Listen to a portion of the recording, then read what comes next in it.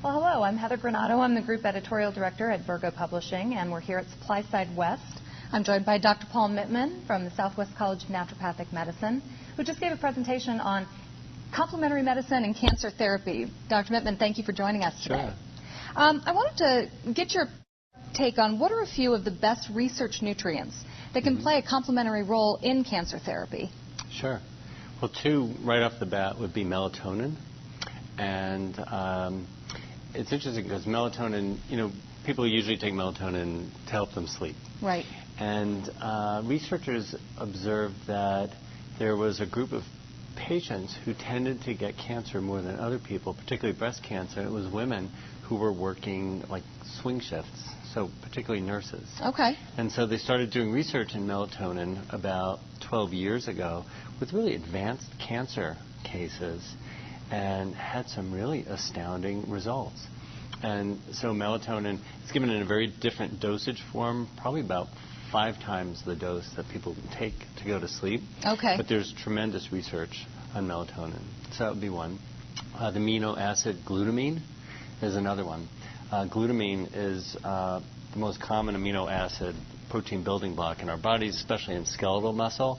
When you think about cancer patients, they tend to lose weight and kind of waste away. It's called cachexia. Right. And glutamine is not only beneficial in helping maintain and preserve body mass, but it's also, there's a lot of research on glutamine to prevent some of the side effects from chemotherapy. Oh, excellent. Such as the diarrhea.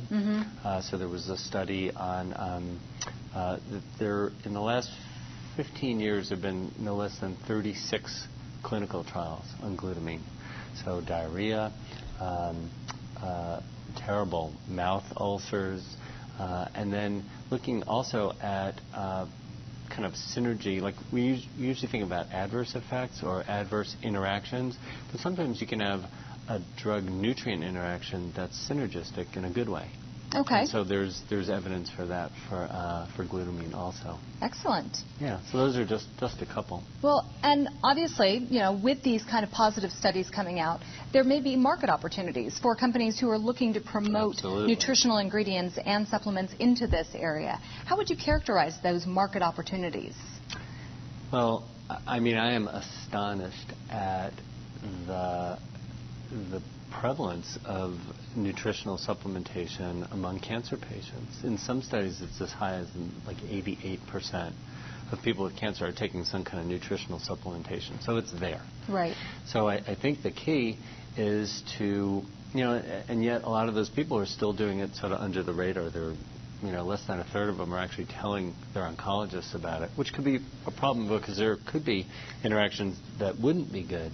And so I think that one of the ways is there's a group of doctors from conventional medicine and also from naturopathic medicine who are doing this thing called integrative oncology.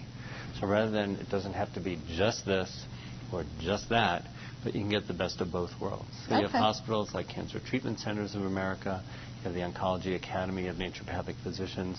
So, I guess, working directly with patients, but also working with some of those physicians. And how do you suggest ingredient suppliers and manufacturers help further this synergy, working with these types of healthcare organizations? Research. The problem, really the problem, Heather, is that, drug research is so driven by big money and big pharma that a lot of these really great treatments get just kind of crowded out and they get lost in the din. And there are some ways to do research to identify some really fantastic effects of some of the nutrients that we just talked about that aren't even that costly. And, there are ways to get started on that. And then there are some programs through the federal government, particularly for small businesses, and small is defined under 200 employees. So I think there's a lot of people in this industry that would fall under that are called small business innovation research grants, where, if a company, kind of lays the foundation with a little bit of research and can demonstrate that this is going to both benefit the public, further science, but also is going to have a good effect on the bottom line. There are opportunities through the government to do that. Sounds like a great opportunity. Yeah. Well, thank you so much for joining us today. You're so welcome. It was a pleasure.